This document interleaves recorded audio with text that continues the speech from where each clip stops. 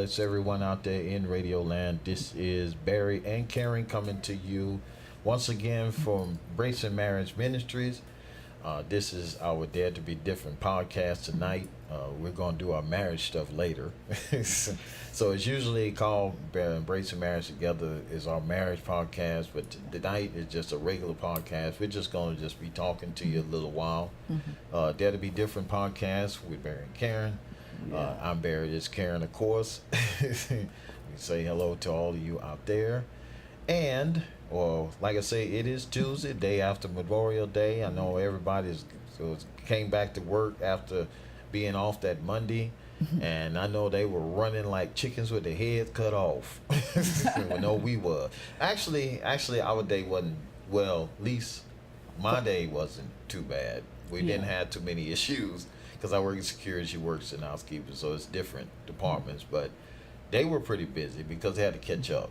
And we still had a lot of stuff. We basically just kind of fell in line, so we do the same thing each day. So it wasn't too bad. But thank God. Because, man, after that day off, because it's naturally my day off. My wife wasn't off. No. She worked it. I had to go to work. Yeah, she worked it. So she ended up working that day. And she said it was slow. It was like a weekend. Yeah. And our weekends are pretty slow because there's no one there. And people are out of the offices. The administration is gone. And the business offices are closed. And so stuff like that is the main buildings, outpatient building stuff is closed, except for people that want to get in during the weekend. But other than that, we pretty much just chill, do whatever and just do what we need to do, and take care of the riffraff that comes around, whenever they come. So, yeah, they said yesterday, it was telling me that it was pretty crowded. They was telling me a lot of people were there that were homeless. See, during where we live, where our job is, it's a hospital. It's one of the largest hospitals in the city. There's two large hospitals in this city, and it's that one and another city, hospital like a few blocks away. And we've been there. I think both of us. I've been there close to like 7 years, maybe. Yeah, about 7 years, working two different departments for 7 years total. And my wife been there about 4 or 5 years. And we've been there and seen all kind of people leave and come. And where we are, we're in an area where you get a lot of transients. We get a lot of people who's homeless, and a lot of people that are mentally ill, because we get a lot of them too, because we alternate taking care of, we actually, what we do, the other hospital has a behavioral center. We don't. So we're not equipped for it. We're the trauma hospital. So if there's a big trauma happen, they send them to us. Mental illness, we send it to them. So it's a kind of symbiotic kind of relationship. So the state decided, some judge decided, I don't know when this happened, that we were supposed to each week alternate out taking care of the mentally ill that come up, And so we call it Psych Week. That's what we call it. It's from Sunday to Sunday. I think, no, it's from Saturday. Yeah, it's from Sunday to Sunday. So one is Sunday to Sunday. That's how we do it. So it's a horrible week for security and the police, because we have our police department. We have one off-duty cop there. And, man, it is rough. I mean, sometimes it's good because you don't hear nothing from them. Some of them are pretty stable. I mean, as far as their mentality, they not violent, they're not loud, they don't say anything, they take their meds, go to sleep, or they pretty calm. But then you get that 1%, because 99% of them are pretty much okay. They do what they told, they compliant. But that 1% comes in, they either loud, they want to fight, they want to not leave when you tell them to leave, and that kind of stuff. And they run. They are runners, They run when you ain't supposed to tell them. Then some of them don't want to leave when you tell them to leave. And, it got that kind. Your biters, and they like to get naked. And then, I mean, I don't know what is it with crazy people and nakedness, but it's seemed to be, in the Bible, the man of Gadara, he was naked. So, I guess it's I don't know. I'm telling you, if I was to see it, tell y'all some of the stuff we done seen, you'd be like, man, this ain't fit for television or radio or nothing. So anyway, we thank God for the opportunity to be able to come to you and just to talk. And like I say, we didn't have anything big and planned because we weren't. Next month is really the time when we'll start something new. We want to start fresh with it, which ain't too far from me because today's the 29th, and I think you got 2 more days, and the month be over. Yeah. So it's a Thursday. I think it'll be last day of the month, and so June 1st, which will be Friday. We're just gonna continue just basically just bringing whatever God to, and then next week we'll start something new. Yeah, we be going into what, Father's Day? Is it the first Sunday of June? Is that the first Sunday? That's second Sunday of June, isn't it? The 17th, I think, if I'm not mistaken. Oh, that's like middle of the month. So now, no, that wouldn't be Father's Day. Next week will be the first, after the first week of first month, the first week after this week. Yeah, it'd be anniversary's on Tuesday, I think. Well, first is y'all help me out here. First is Friday, Saturday is the second, the third will be Sunday, the fourth will be Monday, Tuesday will be the fifth, the sixth will be Let's do this. yeah. She gonna look it up. I'm gonna look it up while he talk. Yeah, but anyway, like I said, on June next week, which will be, I'm looking it up too. There we go. Monday is to be the 4th. So on the 4th of that month, our anniversary is next Thursday. So a week from now. Will be a week from now. So our anniversary is June 7th. So we got married June 7, 1998. Be 20 years this year. 1998 to 2018 is 20 years. So we'll be, but on that week, we'll basically just be sharing whatever we come up with during that time. It'll be something good. We'll start doing our marriage stuff. I think because of the fact it'll be anniversary week, we'll just talk about mostly, especially on the 7th, which is that Thursday. We'll reenact our story of how we met. Well, we'll retell the story of how we met, where we met. How long was it? How did we know that she and I were meant to be together? Some of the testimonies of people. How did I know that he was the one? Yeah, how she knew, because I had no idea. I didn't know.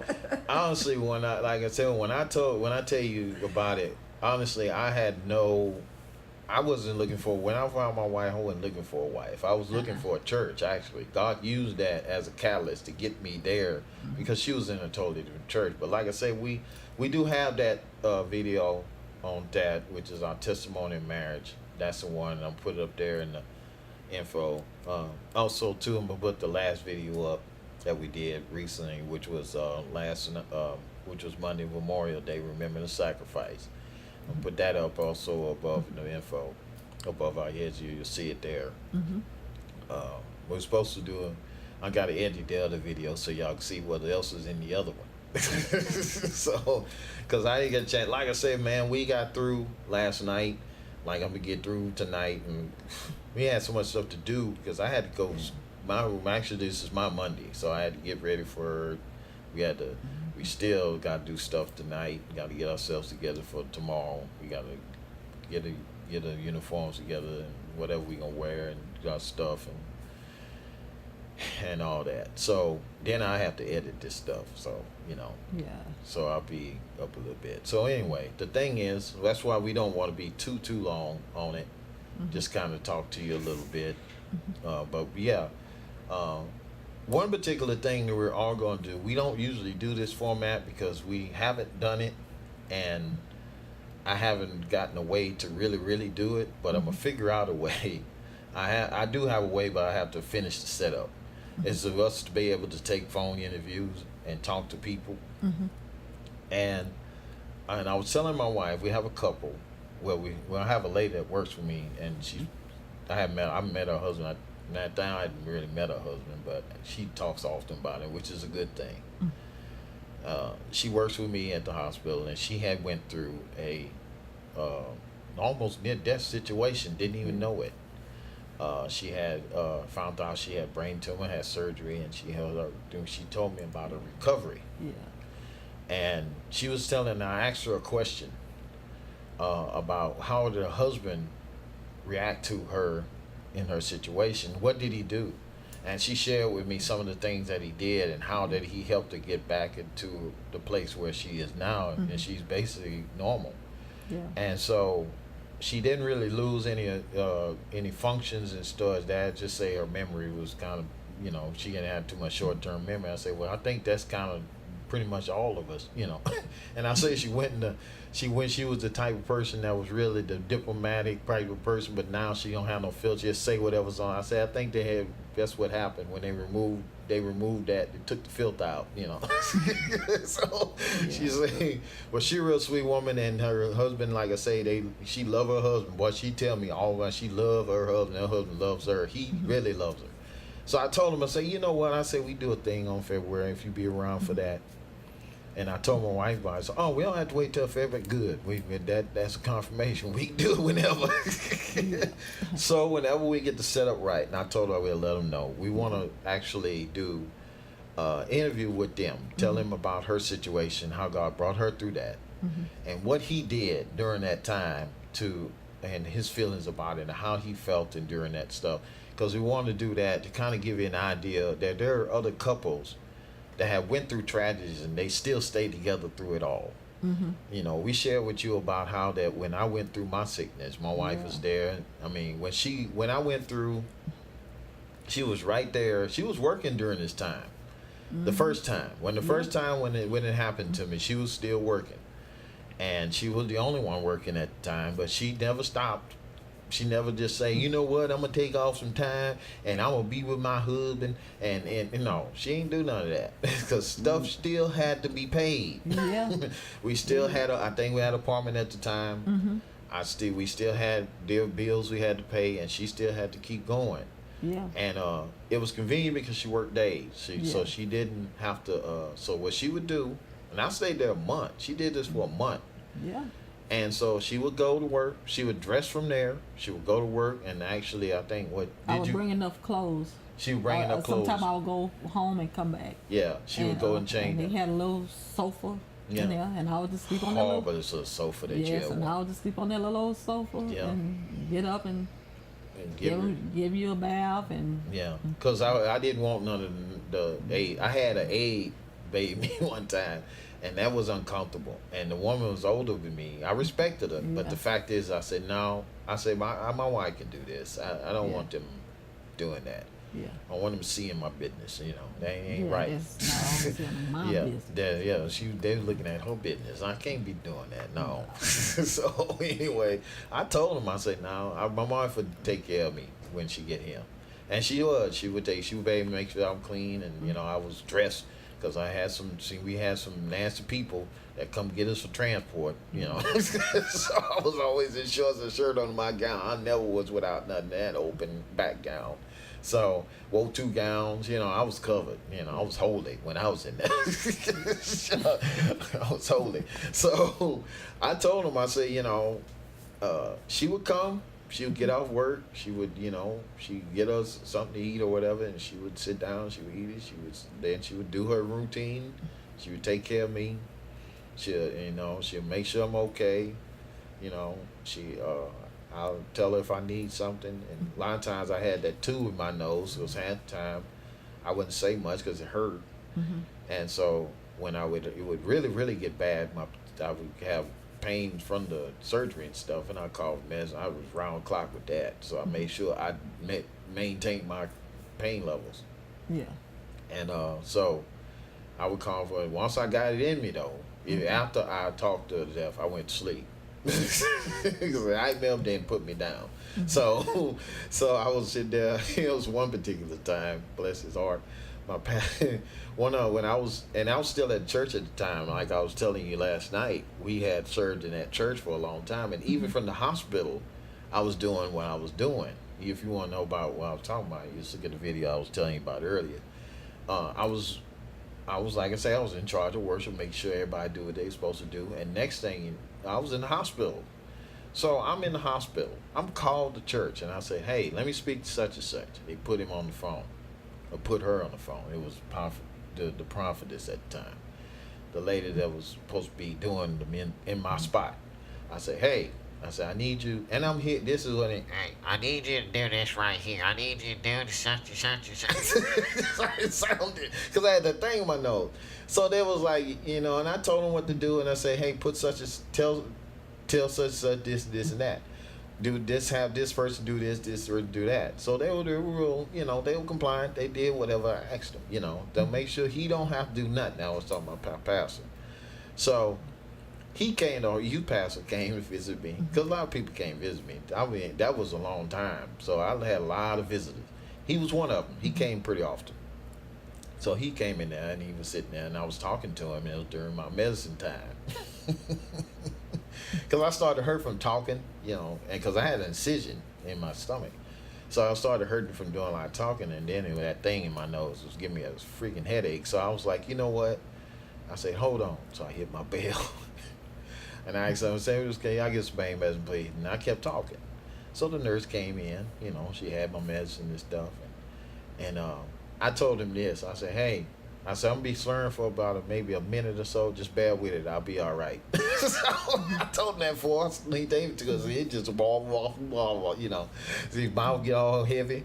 So I was still talking while I was giving me the meds, and it finally kicked in. When it kicked in like a second, because they put it up, they put what is called a PICC line. They put it right here in my collarbone. Mm-hmm. And it went up, you know, into, I think it went down kind of past my heart or whatever. It was pretty long. When they pulled it out, it's like pulled the way out, you know. So they ran it where it actually got in my system real quick. So when he shot that thing in there, it went straight to my head, and I was like, yeah, I was scared. So, and then after a while, I straightened up. I kept talking, because I was used to talking like that. So he was understood as most what I said, but I just kept talking. And next thing you know, I say, well, he let me go because he knew it was finna hit me. I was done. But it didn't stay on my. That's why I always would get it every time I would go, because I knew it didn't last long. Because that feeling would last only for like maybe 5 minutes, and then after that I'm all right. But it helped. But man, it was funny. It was funny. But he sat there and he listened to me until I got right, and then he was good. But like I said, the thing is, when she stayed there, she stayed there and never left my side. Mm-hmm. And she showed me, even in that, I'd say that, you know, we don't really realize, and I was telling the lady that, mm-hmm. we don't really realize that some people really live their vows in sickness and in health. Mm-hmm. A lot of people would have walked away. Yeah. You know, I jokingly I said, but you know, like Ricky Bobby White did him, mm-hmm. you know, he wasn't even hurt. She just left him thinking you could pull the plug, he wasn't even dying. So, ma'am, your husband's not dying, you know, that kind of thing. And that's kind of how people are. They will, you think that's comical, but people will do that. Mm-hmm. They will, if that guy goes in a coma and he was, if they, and they didn't think he gonna make it, they would leave. They divorce him. He would never know. He wake up. He would have no wife. Especially if they feel like, well, he's not going to be able to provide for me. Yeah. And he's not going to be able to do this as a husband. Yeah. Yeah. I didn't see that. I didn't see this lady put her husband. I think he was sick, and he had got real sick. Yeah. And he couldn't do anything anymore, and she did not want to. After all them years of him taking care of her, providing for her, making sure that her and her son had a roof over their head, did all that, and he took sick, and she would not honor her vows in sickness and in health. Yeah. She put him in a nursing home. Yeah. And left him there and forgot all about him, and she just wouldn't live her life. Mm-hmm. Like he never exists, like he never done anything for her as a husband. She just forgot all about him, and she found her another man and just started living up her life. Wow. And that's kind of and that's how So what you saying, it is the truth. People when they feel like, well, you can't do for them no more, they want to just push you to the side. But I'm like, well, what if that had been her? Yeah, she would have wanted him to stay. Yeah, she would have wanted him to do for to honor that vow, for sickness and health. That she did not do that. She just she put her husband away, and I always you know, when my husband was sick, I'm like, I'm not gonna do that. You know, even if I say if he used to get to where he just gets sick to his body, I told myself, I'm just gonna take care of you. Yeah. And you know, she did. I say I'm gonna take care of you. I say, if I can hang in there with you in the good times, then I should be able to hang in there in the bad times. That's it. And he couldn't. It was like what? The first time it was a long time. Yeah. And I had to carry the load, and the second time it was a long time, and I had to do what I had to do. Yeah. And I had to take care of my husband and go to work. There wasn't no time for me to, you know, well, hey, he can't do nothing for me no more, and you know what, hey, you getting sick too much, and and I'm tired of carrying this weight. And it was a burden and it was a weight, but I had to, hey, like to say, put my big girl. Yeah, big girl. Hey, I had to carry the load till he was able to get back on his feet, and get well, and do it. Yeah. So it ain't the time to push your husband or your wife to the curb. You know, I'm like, and we should be committed. Yeah. You know, even though it's not no marriage video, but you still should be. You know, you should be committed to your spouse. And like I said, I think that bothered me so much because he was a good husband to her. Yeah. And she just act like she just threw it all out the window.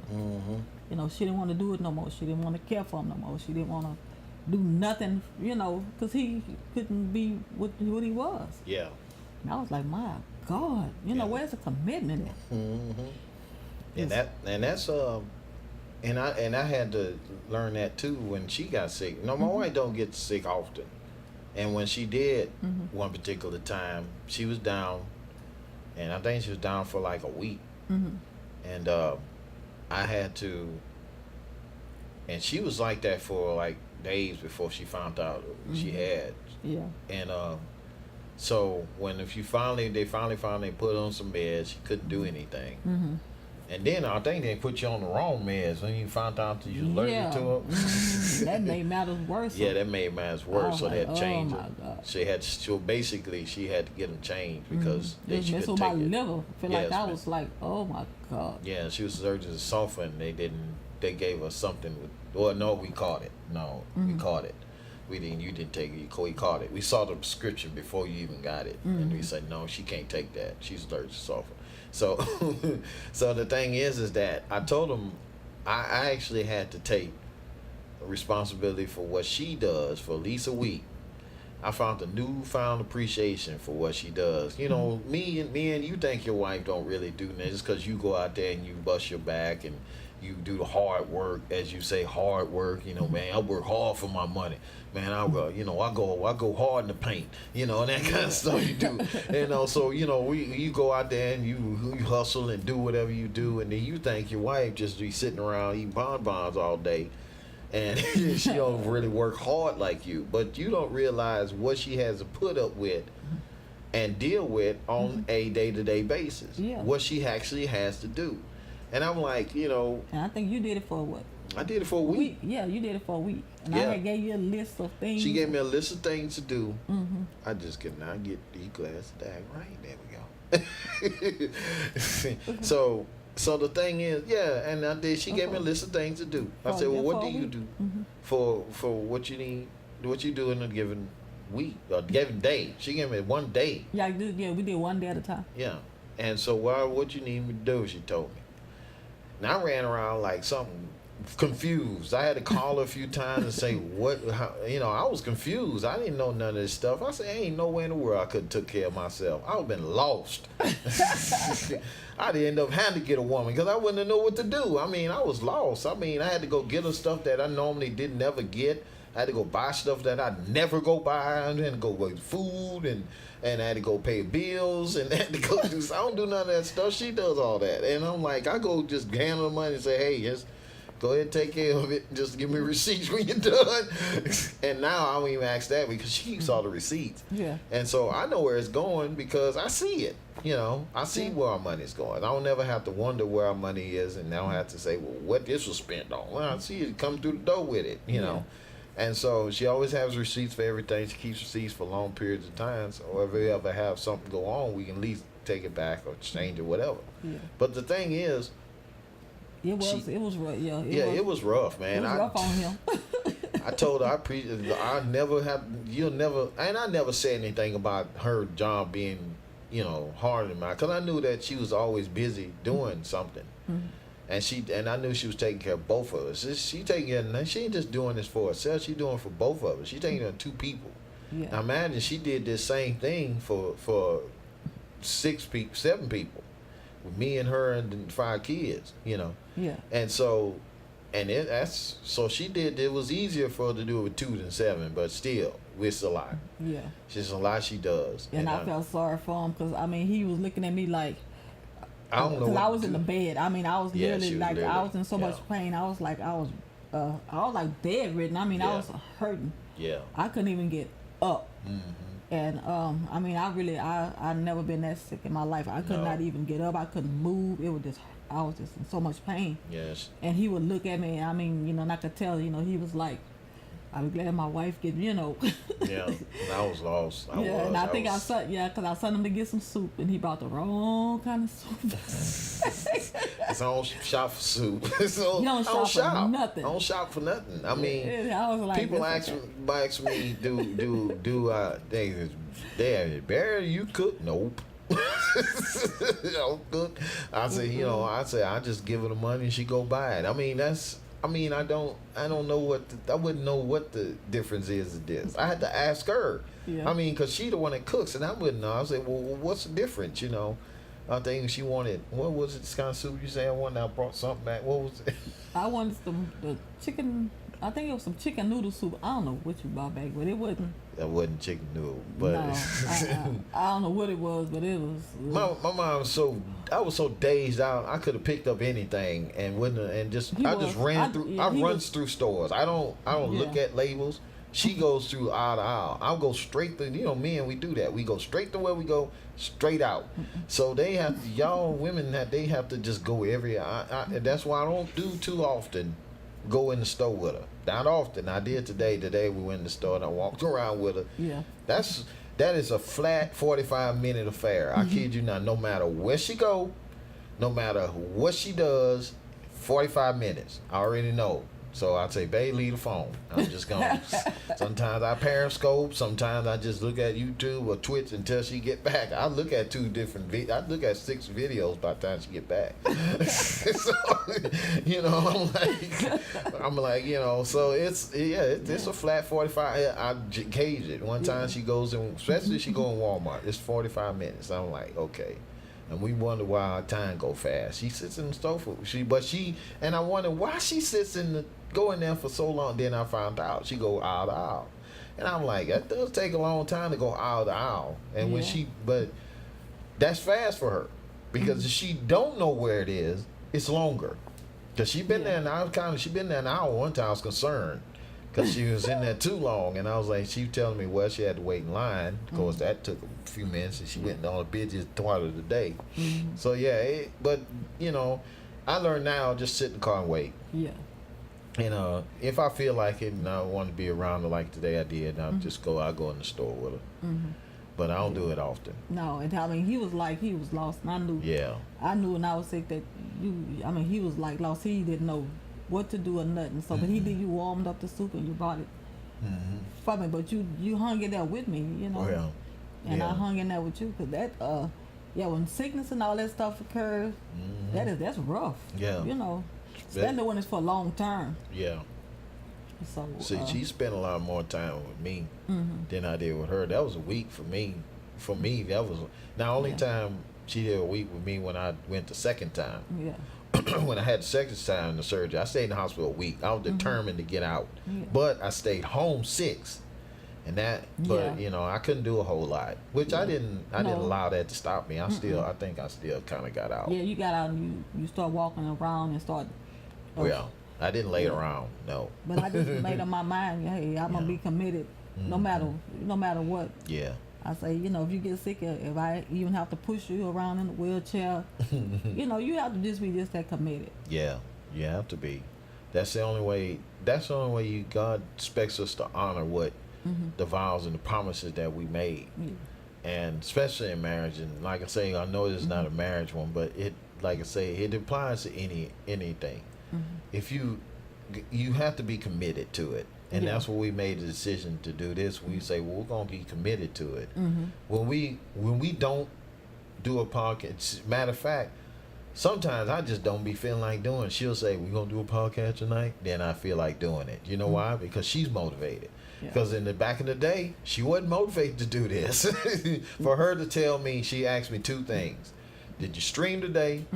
And did you do? Well, we doing a podcast later on. That's what she'll say. Well, or she'll say it like this: well, let's do this before I start shutting down. That's what she always say. Let's do it. Because after that, ain't no good. But right now, well, that's why we try to find a decent time we can do it where we won't be so tired. Yeah. Because like last night, it was a struggle for me. Even though I was talking to stay awake. Really. Yeah. I was just talking to keep from falling asleep. Because if I'd have stopped talking, y'all just saw. Yeah. that'd been it. It was funny because that happened to me. One of my coworkers, he always do that. He did that to me this morning. You know what I'm talking about?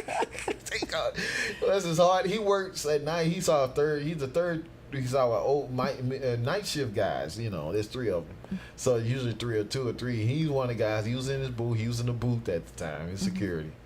And so he was talking to me. He was saying something. I asked him about, well, hey, did such and such say something about something?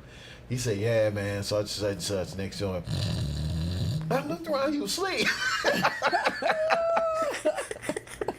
I said, wow, you went to sleep just that quick. So, yeah, he was tired. But he works during the day, and then he does this at night. I'm like, man, I don't see how you do it. Yeah. But he's single. I mean, he's divorced, and he's single, and all he got is his kids, and so, you know, he ain't do that. Me?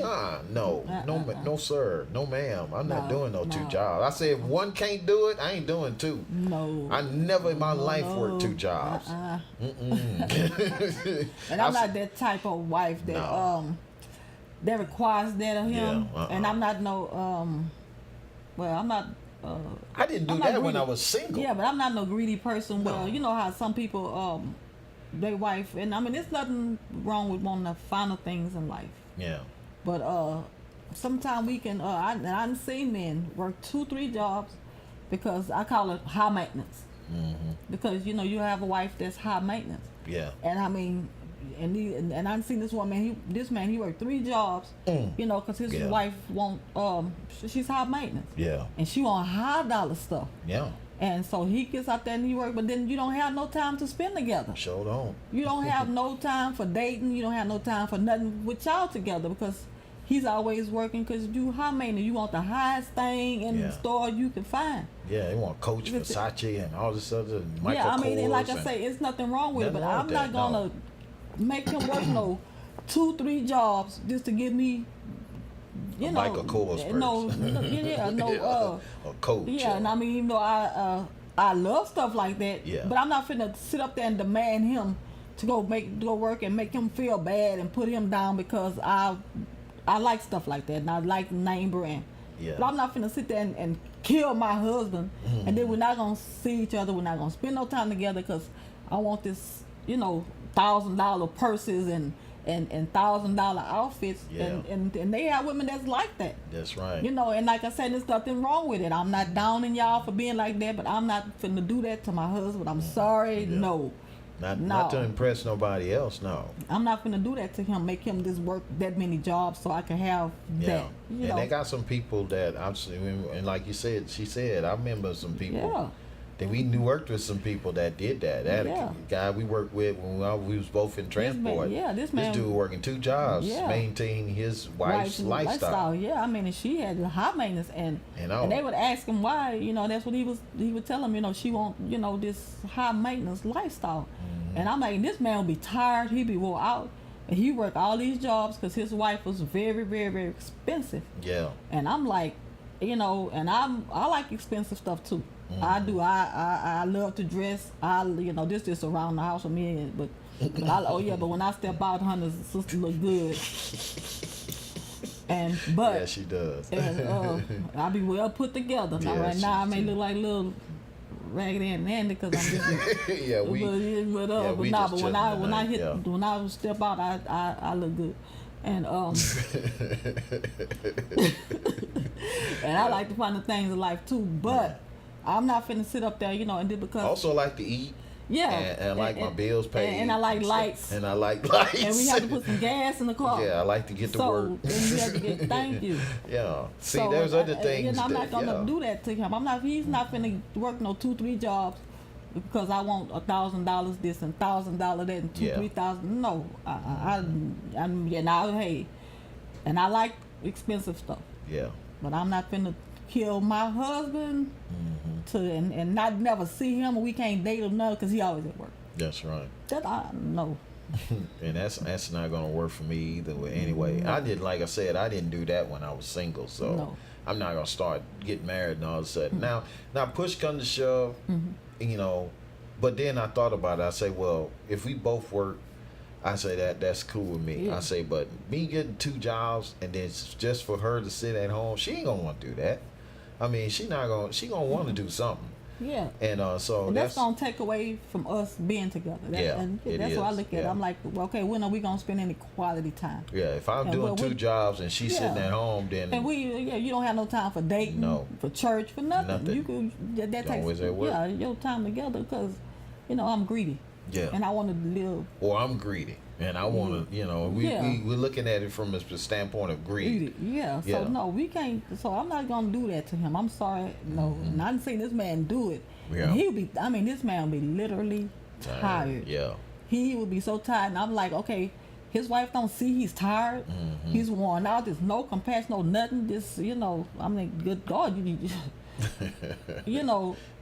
she didn't get up and do something. Yeah, I'm like, he'll be help the man tired. out. The man will be tired working all them jobs trying to. I'm like, you gonna kill yourself. That's some people they're like that. But the thing is, the bottom line is this: is that when I know, like I say, everybody got their reasons why they do that. Yeah. And some people they are, and like I think a lot of people do it temporarily just to kind of cover debts and whatever. Like, but I just don't see it. But in their case, it wasn't temporary. No, it wasn't temporary. It was she always. Was high he maintenance. had to have it like she was high maintenance. But that's a tip for you out there. Don't be high maintenance. There's nothing wrong with having the finer things in life. But don't kill yourself trying to get them. Yeah, don't sacrifice your marriage. Don't sacrifice your children. Don't sacrifice your own health just so you can have the fine things in life, because it'll be really, really hard for you to enjoy it if there's no one in your life to enjoy it with. Yeah. Because you can be out there working and doing all this stuff, and then they just leave you. Exactly. And then what you got? You got stuff and no person to share it with. That's it. So I'd rather work hard together, get this together, and enjoy it together while we're still able to. Yeah, and I like seeing my husband. Yeah, I like seeing my wife. Yeah. That's why I made a decision when we was working opposite shifts, and our marriage was in a tension like it was. I made a decision that money wasn't worth that. It wasn't worth my marriage. I need days, and I need them now, or I'm going to have to quit. And I basically told him that. I'm going to have to find somewhere where I can work days, because I cannot work nights anymore, because I'm not seeing my wife. I saw my wife 4 times out the month, and that was in 2 years I did this. And that wasn't good. So that wasn't a whole lot of time. Of course, the enemy came in and did everything he possibly could do. Under the sun.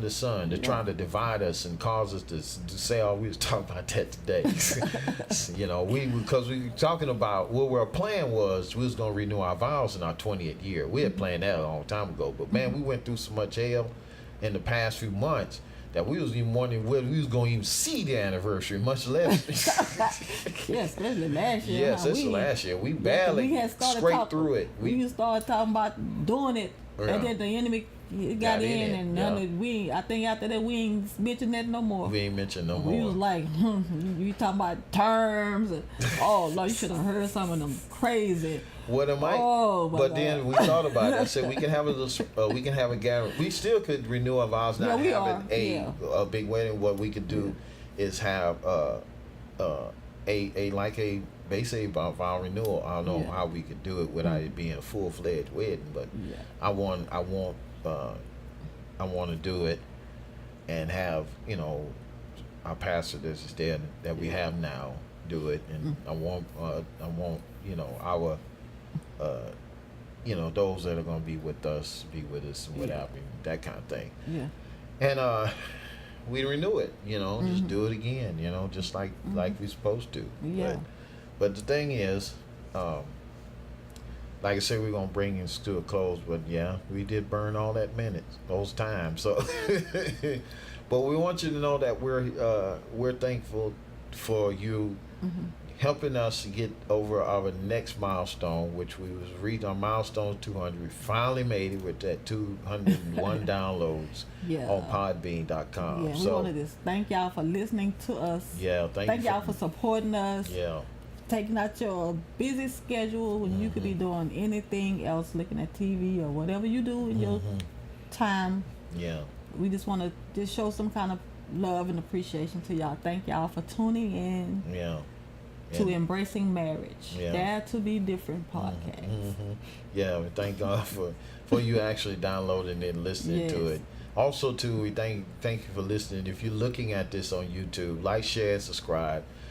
Follow us on Facebook and also Twitter. You'll see the links in the website, which is below. My wife's gonna point it out for you. EmbraceingMarriageTogether.wordpress.com. She makes it every time she do that. I let her point it out. So that's the website you go to. It's gonna show you all the platforms that we're on, all the areas where we at. You can go to those, follow us at those different areas. You can also follow us on that website. You can follow it. It'll give you an email every time we do a post. Every time we do a blog, it comes on there, which on next month, that's what we was talking about doing. Yeah. What I'm going to do another video sometime next week, which is trying Monday.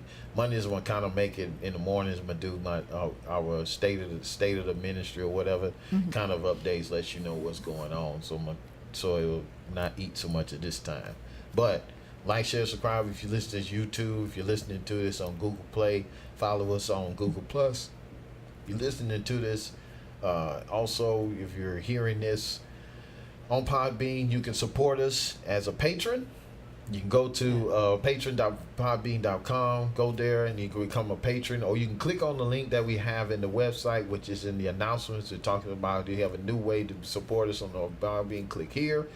You can click there and it'll actually take you to that page where you can be able to donate as much or as little as you want. You can't donate 50 cents. We appreciate, like I said, and what they said in Coming to America, we appreciate the money that jingles, but we prefer the kind that folds. So the least amount you can give is $1. So if you want to give $1 a month or $1 or however frequency you want to do it, just you do it. It's no amount too big or too small, just other than under $1. You can't. It won't let you. I'm just saying. The least that you can be able to give is $1. So if you want to support us, you can. Like I said, you could go to our website, EmbracingMarriageTogether.wordpress.com. Go to our announcements tab. You can go there, you can click on that, and you can take you straight to that. Okay. Yeah. God bless you out there. We thank God again for you joining us, getting us to the next milestone. We're shooting for 250. This is our next milestone. Yeah. We know we can do it. We're gonna keep putting content up. We pray that you enjoy it. If you like it on there. If you like it wherever. But just let us know that you're actually doing it. Keep hitting the website. We're seeing that you're out there. We thank God for you looking at that. Yeah. And we pray that we're constantly improving it, so we're going to constantly change it, make it look better, kind of change the look from time to time, so you can know that we're advancing and growing. So we're always coming up with new ideas and new things. So we'll share with you later on what we're going to do tomorrow. Like I said, we're going to just basically share some of the things we're going to talk about on this week. Yeah. And we're going to go on ahead and get out of here. And remember that we love God and we love you. Good night. Good night.